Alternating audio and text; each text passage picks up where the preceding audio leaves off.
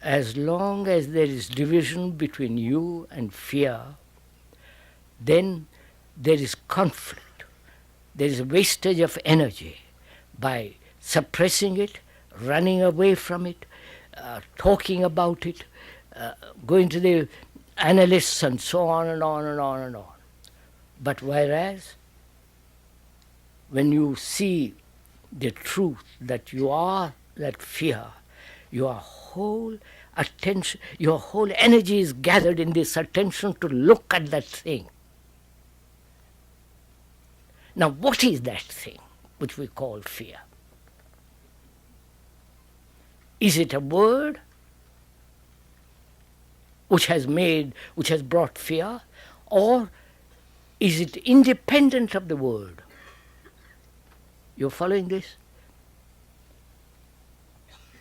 If it is the word, that the word being the associations with the past, I recognize it because I've had fear before. You understand? I look at that fear, though it's part of me, because I name it, and I name it because I've known it happen before. So by naming it, I've strengthened it. I wonder if you see this. So is it possible to observe without naming it?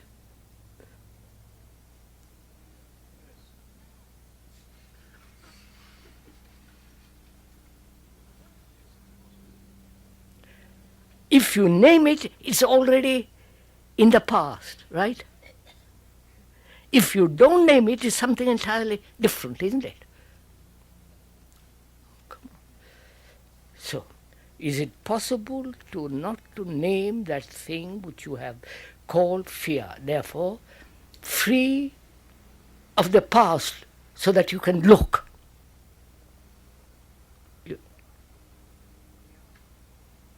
You cannot look if you are prejudiced. If I'm prejudiced against you, I can't look at you. I'm looking at my prejudice.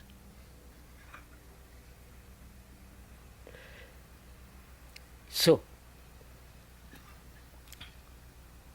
is it possible not to name the thing at all?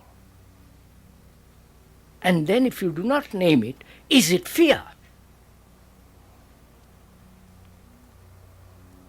Or has it undergone a totally different a change? Because you have given all your attention to it. You understand? I wonder if you get it. When you name it, you are not giving attention to it. When you try to suppress it, you are not giving your attention to it. When you try to run away from it, you are not giving your attention to it. Whereas, when you observe that fear is you, and not name it, what takes place? What takes place? You are doing it now. What takes place? It's an emotion. It is a sensation. Isn't it? Feeling. A feeling, which is sensation. Please, watch it. It's a sensation, isn't it? All feelings are sensations. I put a pin in there and all the rest of it. So it's a sensation. What's wrong with sensation?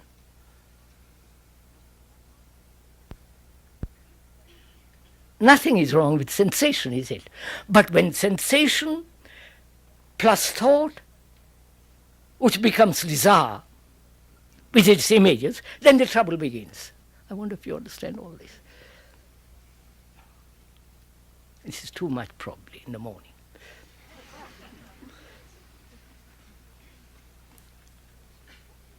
You know, this part of meditation.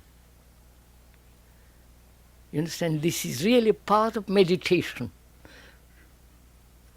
Not to sit under a tree and just think about something or other, or try to concentrate, or try to repeat some mantra or some words, Coca-Cola or something or other. But this is really meditation, because you are inquiring very, very, very deeply into yourself. And you can inquire very deeply only when you are really, without any motive, when you are free to look. And you cannot look if you separate yourself from that which you are looking at. Then you have your complete energy to look.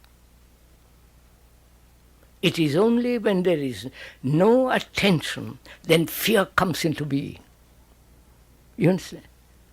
When there is complete attention, which is complete, total energy, then there is no fear, is there? It's only the inattentive person that is afraid. Not the person who is completely attentive at the moment of that feeling that arises. That feeling is a part of sensation. Sensation is normal, natural. It's like looking at a tree, looking at people, sensation. But when sensation plus thought, which is desire, with its images, then begins all our problems. You understand this? Simple, right? Now, can you look at your fear? Be serious for 5 minutes. Can you look at your fear, whatever it is? Not separate yourself from that fear, but you are that fear.